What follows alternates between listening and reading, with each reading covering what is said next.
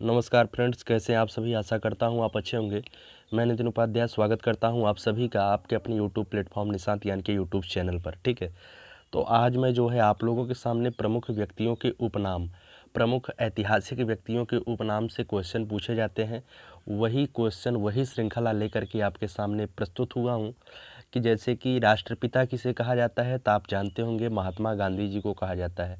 अगर आपसे पूछा जाए कि बंगाल केसरी किसे कहा जाता है, तो ऐसे ही क्वेश्चन जो है परीक्षाओं में कहीं न कहीं पूछे जाते हैं। दीन बंधु किसे कहा जाता है, विश्व कवि किसे कहा जाता है, कवि गुरु किसे कहा जाता है।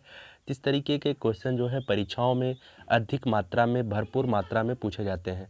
उम्मीद है कि आपको यह सेशन अच्छा लगेगा। अगर आपको यह सेशन अच्छा लगता है तो वीडियो को लाइक करिएगा।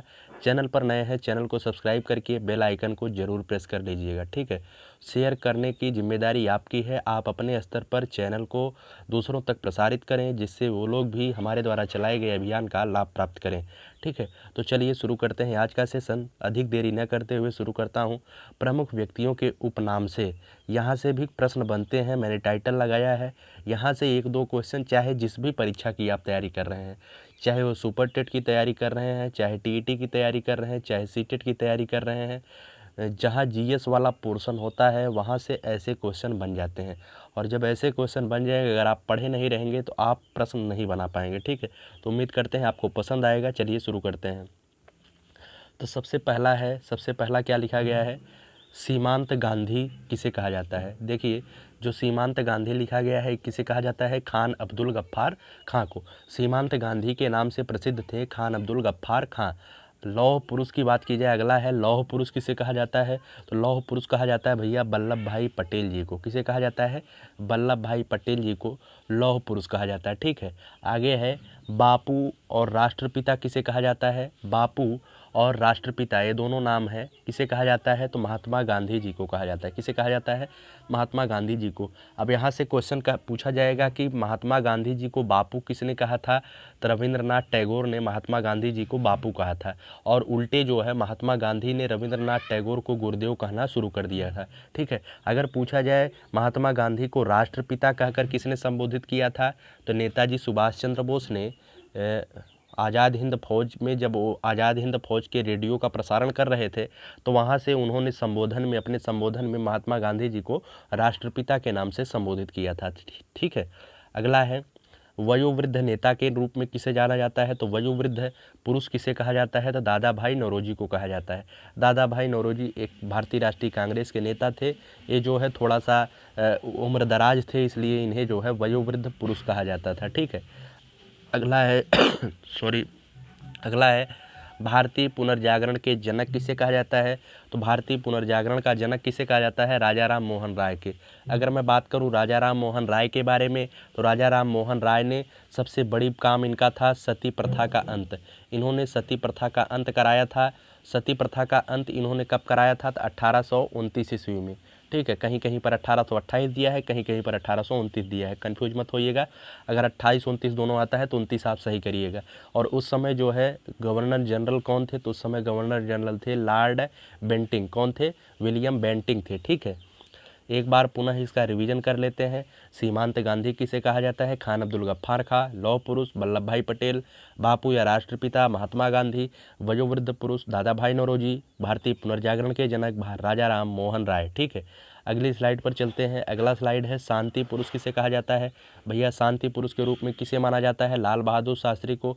लाल बहादुर शास्त्री भारत के दूसरे प्रधानमंत्री के रूप में होते हैं। जवाहरलाल नेहरू जी की मृत्यु के बाद लाल बहादुर शास्त्री दूसरे प्रधानमंत्री होते हैं। अगर बात की जाए लाल बहादुर शास्त्री की, तो इन्होंने ही नारा लगाया था जय जवान जय किसान का। ठीक है, तो इनकी मृत्यु जो है 11 जनवरी सन 1966 ईस्वी को भारत से बाहर ताशकंद समझौते में हो जाती है। कहाँ पर होती है, ताशकंद में। अगर बात की जाए ताशकंद वर्तमान में कहाँ है, तो उज्बेकिस्तान में है। ठीक है, ध्यान रखिएगा, लाल बहादुर शास्त्री भारत देश के दूसरे प्रधानमंत्री थे।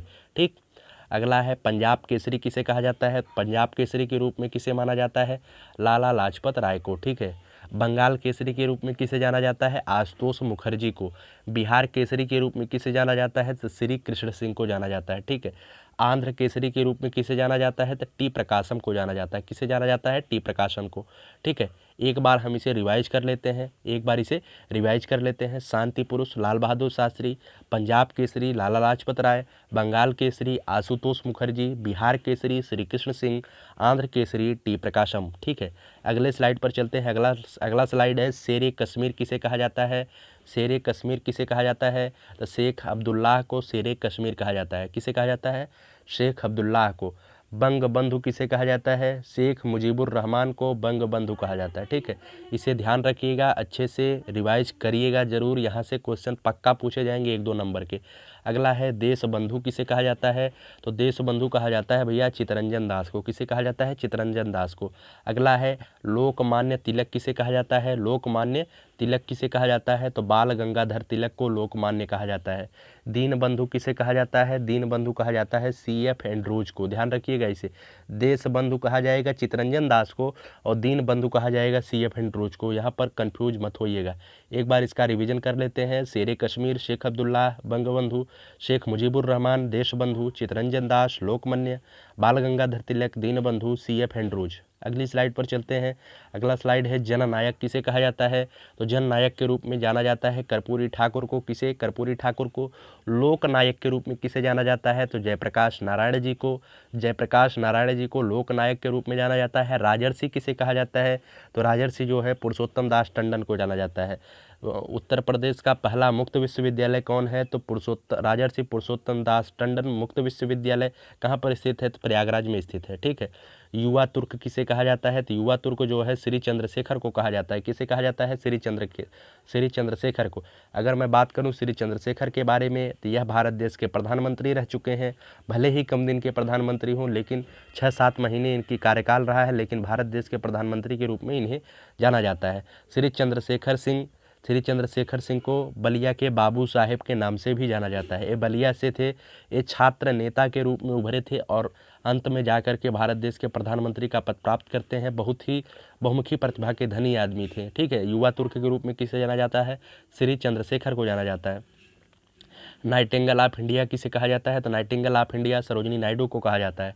मतलब नाइटिंगेल ऑफ इंडिया का मतलब भारत कोकिला। किसे, भारत कोकिला। ठीक है, भारत कोकिला किसे कहा जाता है, तो भारत कोकिला कहा जाता है सरोजिनी नायडू को। ठीक है, शहीद आजम किसे कहा जाता है, भगत सिंह को कहा जाता है। ठीक है, एक बार हम इसे रिवाइज कर लेते हैं। जननायक कर्पूरी ठाकुर, लोकनायक जयप्रकाश नारायण, राजर्षि पुरुषोत्तम दास टंडन, युवा तुर्क Shri Chandrashekhar, Nightingale of India या भारतीय कोकिला सरोजिनी नायडू, शहीद आजम किसे कहा जाता है, भगत सिंह को कहा जाता है। अगली स्लाइड पर चलते हैं। माता वसंत किसे कहा जाता है, तो भैया माता वसंत किसे कहा जाता है। ठीक है, माता वसंत किसे कहा जाता है, तो माता वसंत कहा जाता है एनी बेसेंट को। लिटिल मास्टर ब्लास्टर किसे कहा जाता है, आप जानेंगे, बहुत ही फेमस खिलाड़ी हैं क्रिकेट के सचिन तेंदुलकर को little master blaster Sachin Tendulkar के रूप में जाना जाता है। ठीक है, इन्होंने 100 शतक लगाया है। 100 शतक लगाने वाले दुनिया के एकमात्र बल्लेबाज कौन है, सचिन तेंदुलकर हैं। ठीक है, भारत की आन बान शान सचिन तेंदुलकर। स्वर कोकिला किसे कहा जाता है, तो स्वर कोकिला कहा जाता है लता मंगेशकर जी को, लता मंगेशकर जी को। ठीक है, उड़न परी किसे कहा जाता है, तो उड़न परी कहा जाता है PT उषा को। ये जो है भारतीय धावक रही हैं PT उषा इस समय। ठीक है, उड़न परी किसे कहा जाएगा, तो PT उषा को कहा जाएगा, भारतीय धावक हैं।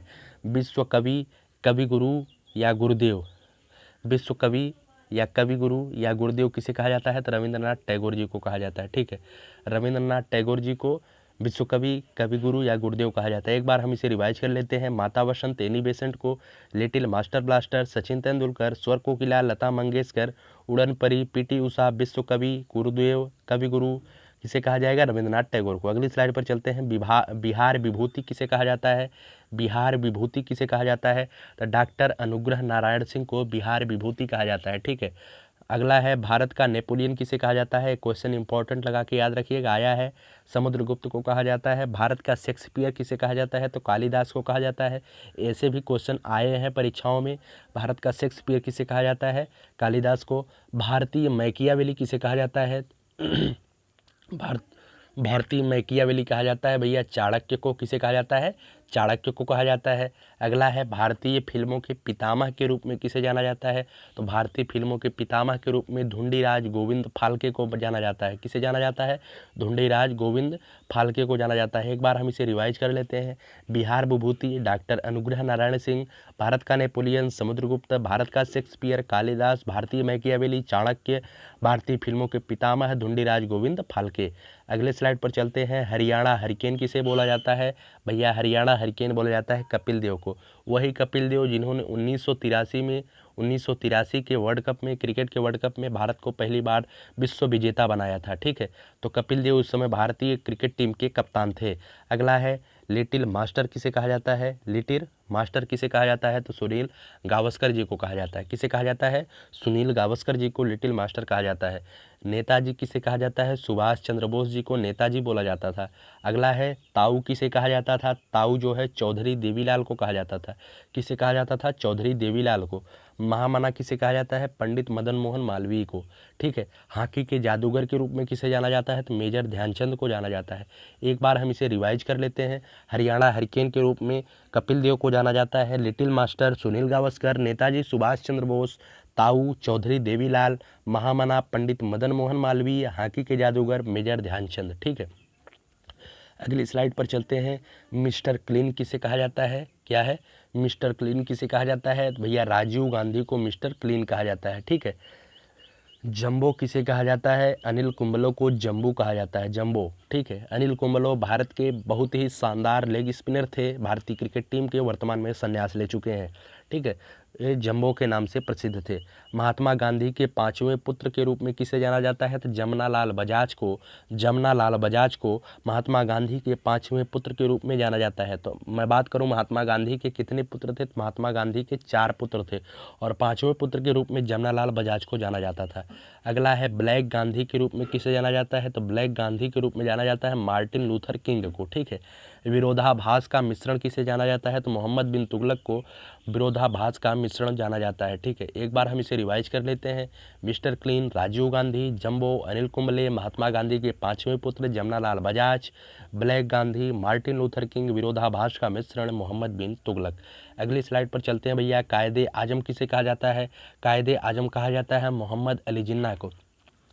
अगर बात की जाए कायदे आजम की, तो मोहम्मद अली जिन्ना को कायदे आजम की उपाधि कितने दी थी?